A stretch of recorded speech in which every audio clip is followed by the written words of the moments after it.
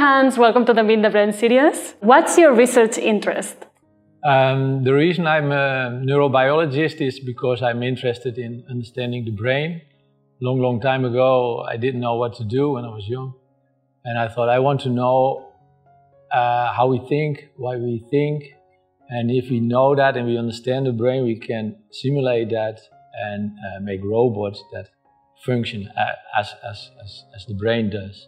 So that was my interest, and therefore I studied at the beginning neurobiology. Did my PhD in neurobiological evolution and studied vision in the brain. And now here at the university I do computer modeling to study neural networks with a computer, trying to understand, let's say in that way, how the brain works. And what's your research currently focused on? Well, my research is, what I already said, is focused on computational modeling of neural networks to understand how visual and neural processing related to cognition occurs in the brain. But because we did a discovery a couple of years ago about small eye movements that are important and play a role in cognitive processing, we continued also that aspect of research. So we do also psychophysics, measuring small eye movements to know how these eye movements function in cognitive processing. It becomes clear that vision is not a passive process, but you need eye movements in order to see and to perceive and to attend. And because we made I co-founded the company BrainGaze, we also continue research more in a clinical field to know, to research, let's say, these eye movements in a clinical population in patients with ADHD or Alzheimer's. And can you elaborate a little bit on this, on how you reach your research goals? Yeah, so the computer modeling is quite straightforward. You need a computer and you try to simulate neural networks at a very low level. I prefer, let's say, to start from the retina, so the early onset of visual processing, to see how we can start from there, trying to understand how visual processing and cognitive processing occurs further in the brain. For the psychophysics, we have a laboratory where we have a device that records eye movements and that we do together with presentation of visual stimuli. So we can see if somebody is looking at stimuli, how these eyes move and how the behavior of this subject is. And with the clinical research, what we do is collaborating with hospitals and clinics where we test patients with psychophysical experiments and recording eye movements.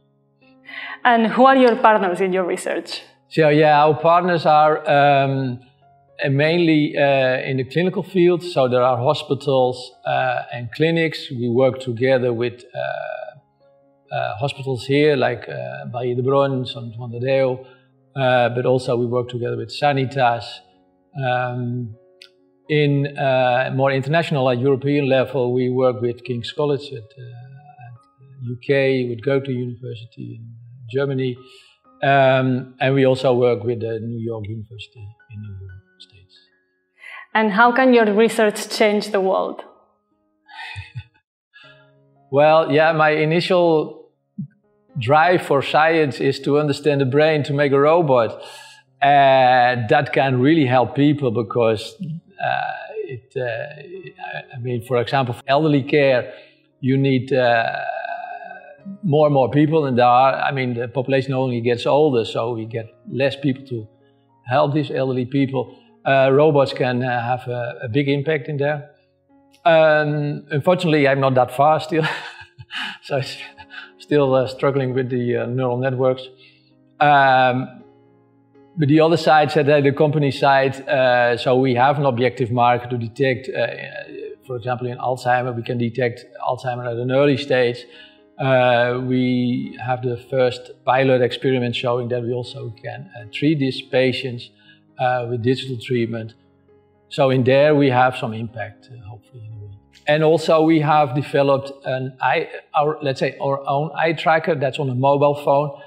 for digital therapy. So it's actually now on Google Play, the first, let's say the beta version, where you can play the game, you control the game with your eyes. So we capture the eyes with a selfie cam. You can play the game on your mobile phone, and thereby controlling the game with your eyes, you improve your eye movements and therefore also your attentive behavior. That's really exciting. So you don't need any device, just with your mobile phone and the selfie camera. That's exactly. It's software only. Yeah. So. Interesting. So, who or what is your inspiration?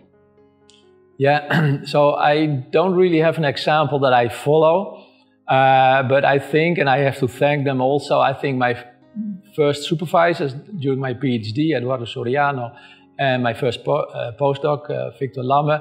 I think from them I learned a lot. They have taught me what is science about, how to do research, how to look farther than looking only at your data, to think a little bit further. And they shaped me as a researcher. So, and I'm very happy and proud to have worked with them. What would you say to your younger self when you were starting your scientific career?